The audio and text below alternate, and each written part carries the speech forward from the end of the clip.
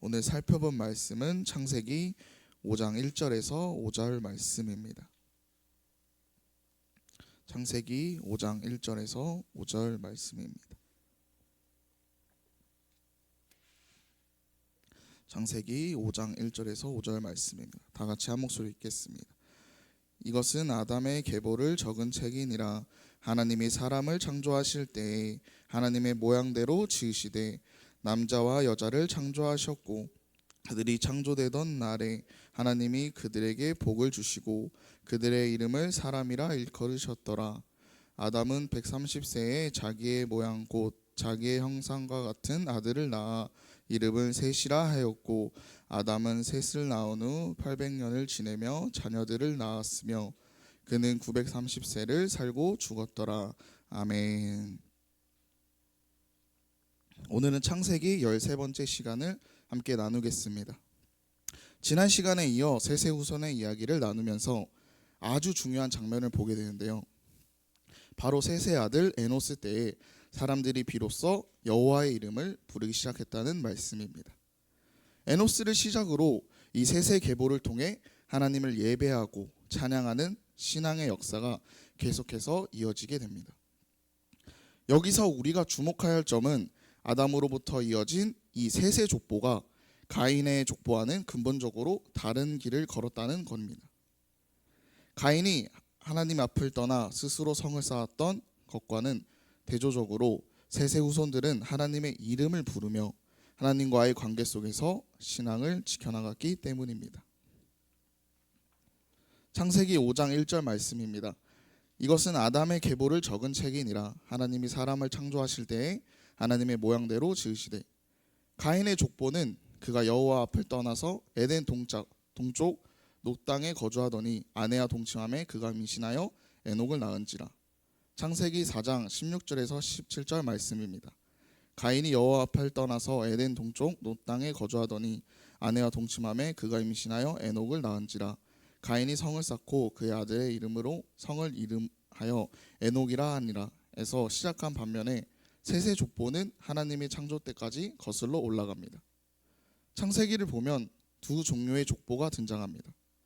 하나는 가인의 족보이고 다른 하나는 셋의 족보이죠. 가인의 족보는 하나님과의 관계에서 멀어진 사람들의 이야기라면 셋의 족보는 비록 죄 영향 아래에 있지만 하나님과의 관계가 계속 이어져 내려오는 사람들의 역사를 보여줍니다. 셋의 족보가 바로 하나님의 형상대로 창조된 첫사람 아담에게까지 거슬러 올라간다는 점에서 그 특별한 의미를 찾을 수 있어요. 신약 성경에서도 이와 비슷한 족보의 흐름을 볼 수 있는데요. 유대인을 위해 쓰인 마태복음은 아브라함과 다윗으로부터 시작하는 예수님의 족보를 제시하며 예수님이야말로 하나님께서 아브라함과 다윗에게 약속하신 언약을 성취하신 분, 즉 메시아로서의 정통성을 강조해요. 반면에 이방인을 대상으로 쓰인 누가복음은 예수님의 족보를 훨씬 더 멀리 거슬러 올라갑니다. 누가복음 3장 37절과 38절을 보면 사람들은 예수님을 요셉의 아들로 알았지만 그 위로 헬리 마단 그리고 계속 거슬러 올라가 무드셀라 에노셋을 지나 아담에게 이르며 결국 하나님께로 연결되는 것을 볼 수 있어요. 이는 창세기 5장에 나오는 셋의 족보를 거꾸로 따라 올라간 것과 같아요. 창세기 5장 3절 말씀처럼 하나님께서 자신의 형상대로 아담을 만드셨고 아담은 자기 형상과 같은 아들 셋을 낳았죠. 이것은 하나님의 형상으로 창조된 아담의 후손들이 아담의 형상을 닮아 이어져 내려온다는 의미와 동시에 아담의 죄로 인해 죄의 영향력 또한 함께 흘러가게 되었다는 안타까운 현실을 보여줍니다. 우리는 모든 존재 자체로 다른 사람에게 영향을 줄 수밖에 없는 존재예요. 우리가 서 있는 모든 자리에서 우리는 알게 모르게 좋은 영향이든 아니면 나쁜 영향이든 흘려보내고 있죠. 물론 우린 하나님의 자녀된 사람들을 마땅히 이 세상에 좋은 영향력을 끼치며 살아가야 할 책임이 있습니다. 저 또한 하나님의 자녀로서 선한 영향력을 끼치려고 늘 노력하고 있답니다. 저희 부모님을 보면서 살다 보면 가끔 어머니께서 아버지께 아이고 이럴 때는 꼭 아버님 젊은 시절이랑 똑같네라고 말씀하실 때가 있어요. 물론 아버님의 좋은 점을 칭찬하실 때도 있지만 제가 보면서 나는 나중에 저 모습만은 절대 닮지 말아야지 하고 속으로 다짐했던 아버님의 모습을 이야기하실 때도 있죠. 그럴 때마다 솔직히 마음이 꽤 상하곤 해요. 왜냐하면 어머니가 지적한 그 모습이 제가 닮고 싶지 않아서 정말 애써 피하려고 부단히 노력해온 부분이기 때문이에요. 그런데 또 주변 친척분들이나 아는 분들을 만나면 저에게서 저희 아버지의 얼굴이나 분위기가 보인다고들 하시더라고요. 그게 아버님의 좋은 특징일 수도 있고 아니면 제가 그토록 닮고 싶지 않았던 바로 그 모습일 수도 있겠죠. 하지만 부인할 수 없는 중요한 사실은 그런 모습들이 바로 제가 아버지의 아들이라는 분명한 증거라는 점이에요. 그리고 이것은 비단 외모나 습관 같은 육신적인 부분을 담는 것을 넘어섭니다. 안타깝게도 아담으로 시작된 죄의 영향을 또한 부모로부터 자녀에게로 이어진다는 것처럼 느껴질 때가 있어요. 그런데 참 감사한 것은 제가 원치 않아도 부모님을 닮게 되는 것처럼 이제는 제 안에 계신 성령님을 통해 제가 하나님의 아버지를 점점 더 닮아가게 될 것이라는 사실이에요. 마치 하나님께서 죄에 물든 가인의 후예가 아닌 셋의 후손을 통해 전혀 다른 생명의 씨앗을 이어가게 하셨듯이 말입니다.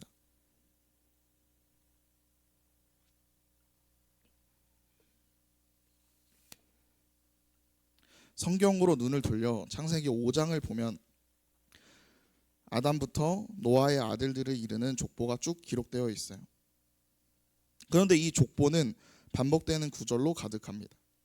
누가 누구를 낳았고 몇 년을 살았더라. 그리고 그가 죽었더라. 계속해서 죽었다라가 반복되죠. 그래서 이 족보의 죽음의 족보라고 부르기도 합니다. 아무리 오래 살고 아무리 많은 자녀를 낳았어도 결국 죄의 결과는 죽음만큼은 피할 수 없었다는 것을 보여주는 것이죠. 인간 스스로는 죄의 사망의 권세로 절대로 이길 수 없다는 냉혹한 현실을 말해줍니다.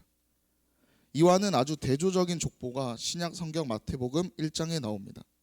아브라함부터 시작해서 예수님께로 이어지는 족보이죠. 이 족보 역시 누가 누구를 낳았다는 기록이지만 이 족보는 생명의 족보라고 불립니다. 형식이 똑같은 족보인데 하나는 죽음으로 끝나고 다른 하나는 생명으로 이어진다는 것이 참 의미심장하죠.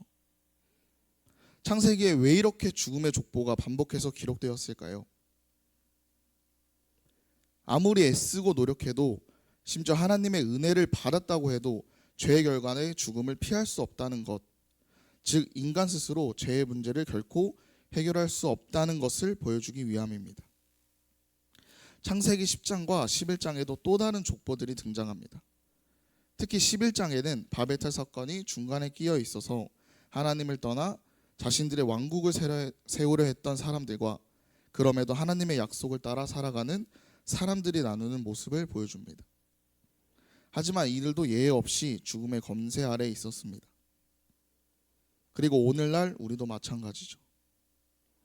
그런데 이 암울한 죽음의 족보 속에서 우리는 한 가지 매우 놀라운 이름을 발견하게 됩니다. 바로 에녹이라는 인물입니다. 창세기 5장 21절에서 24절 말씀입니다. 에녹은 60세에 무드셀라를 낳았고 무드셀라를 낳은 후 300년을 하나님과 동행하며 자녀들을 낳았으며 그는 365세를 살았더라. 에녹이 하나님과 동행하더니 하나님이 그를 데려가심으로 세상에 있지 아니하여더라. 히브리 원문에는 세상이란 단어가 없습니다. 번역하자면 그를 데려가심으로 그가 존재하지 않았다입니다. 죽었다가 아니라 존재하지 않았다고 말합니다. 에녹은 죽음이 비껴나갔다는 것을 죄를 해결할 길이 없다는 걸 의미합니다. 여기에 소망이 있는 것입니다. 5장에서 족보의 대미를 장식하는 것은 노아와 세 아들입니다. 그런데 낳았다는 얘기만 있고 죽었다라는 말이 없습니다. 여기서 족보의 마지막이 아니라는 뜻입니다. 실제로 족보는 9장에 가서야 끝이 납니다. 창세기 9장 29절 말씀입니다. 그의 나이가 950세가 되었더라. 아담의 계보를 잇는 셋의 족보가 왜 이렇게 길어졌을까요? 5장의 끝과 9장의 끝 사이에 강조하고 있다는 것이 있다는 뜻입니다. 죽음이 만영한 세상에서 하나님과 동행함으로써 죽지 않는 에녹이 있고 생명을 싹쓸이해간 홍수 때 죽지 않고 은혜를 입은 노아가 있었던 것입니다. 비슷한 두 인물이 연이어 나오는 것을 강조를 의미합니다. 뿐만 아니라 사람의 창조 이야기처럼 먼저 에녹이 죽음을 면할 수 없었던 것은 하나님과 동행하기 때문이라는 것을 간략하게 보여주고 나서 노아를 통해 하나님과 동행한다는 것이 무엇이고 어떻게 하는 것을 자세히 보여주는 형식을 취하고 있습니다. 창세기 5장 21절에서 23절 말씀입니다. 에녹은 60세에 무드셀라를 낳았고 무드셀라를 낳은 후 300년을 하나님과 동행하며 자녀들을 낳았으며 그는 365세를 살았더라. 에녹이 65세에 무드셀라를 낳은 후 300년을 하나님과 동행하며 자녀들을 낳았다고 했습니다. 이 땅에서 365년 살다가 하나님께 부름을 받아 존재하지 않게 되었습니다. 에녹이 언제부터 하나님과 동행했습니까? 무드셀라를 낳고 나서입니다. 태어났을 때부터 동행한 게 아니라는 뜻입니다.